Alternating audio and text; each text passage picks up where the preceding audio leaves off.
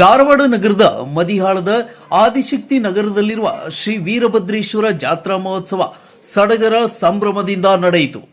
ಕಳೆದ 3 ದಿನಗಳಿಂದ ನಡೆದ 14ನೇ ವರ್ಷದ ಶ್ರೀ ವೀರಭದ್ರೇಶ್ವರ ಜಾತ್ರಾ ಮಹೋತ್ಸವದಲ್ಲಿ ಮೊದಲನೆಯ ದಿನ ಗುಗ್ಗಳ, 2ನೆಯ ದಿನ ಸಾಮೂಹಿಕ ವಿವಾಹ ಹಾಗೂ 3ನೆಯ ದಿನ ಶ್ರೀ ವೀರಭದ್ರೇಶ್ವರ ರಥೋತ್ಸವ ಭಕ್ತರ ಸಮ್ಮುಖದಲ್ಲಿ ಶ್ರದ್ಧಾ ಭಕ್ತಿಯಿಂದ ನೆರವೇರಿಸಲಾಯಿತು.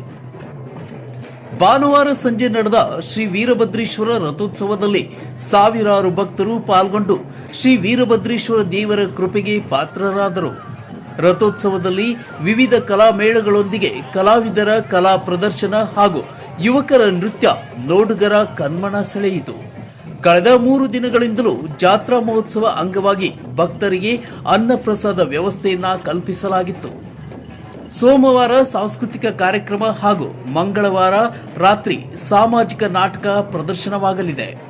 ಒಟ್ಟಿನಲ್ಲಿ ಶ್ರೀ ವೀರಭದ್ರೇಶ್ವರ ಜಾತ್ರಾ ಮಹೋತ್ಸವ ಅರ್ಥಪೂರ್ಣವಾಗಿ ಆಚರಿಸಲಾಯಿತು ಎಂದು ದೇವಸ್ಥಾನ ಕಮಿಟಿಯ ಪದಾಧಿಕಾರಿಗಳು ಅಭಿಪ್ರಾಯ ಹಂಚಿಕೊಂಡರು. ಈ ಸಂದರ್ಭದಲ್ಲಿ ದೇವಸ್ಥಾನ ಕಮಿಟಿಯ ಪದಾಧಿಕಾರಿಗಳಾದ ಅರವಿಂದ್ ಏಗನಗೌಡ್ರು, ಮೃತ್ಯುಂಜಯ್ ಸಿದ್ನಾಳ್, ಈಶ್ವರ್ ಮಾಲ್ಗಾರ್, ಮಾಂತೇಶ್ ಕುರಹಟ್ಟಿ, ಮೃತ್ಯುಂಜಯ್ ಬಟ್ಟೂರು, ಮಾಂತೇಶ್ ಬುಕ್ಕಣ್ಣವರ್, ರಾಜು ಸಿದ್ನಾಳ್, ಕುಮಾರ್ ಕಾಗಿನೆಲೆ ಹಾಗೂ ಮೃತ್ಯುಂಜಯ ಯುವಕ ಮಂಡಲ ಸದಸ್ಯರು ಸೇರಿದಂತೆ ಸಾವಿರಾರು ಭಕ್ತರು ಪಾಲ್ಗೊಂಡಿದ್ದರು.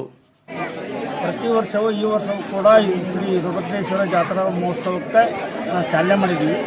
ಇದು 15 ದಿವಸ ಒಳಗೆ ನಾವು ಪಟ್ಟಿ ಬಿಸ್ಕಾಸ್ ಇಷ್ಟು ಕಲೆಕ್ಟ್ ಮಾಡ್ತೇವೆ ಸರ್.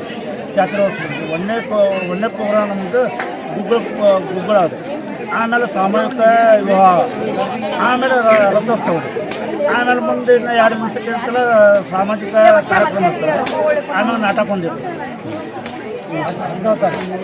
ಹಾಂ, 3 ದಿವಸ ಕಂಟಿನ್ಯೂ ಅನ್ನಪ್ರಸಾದ.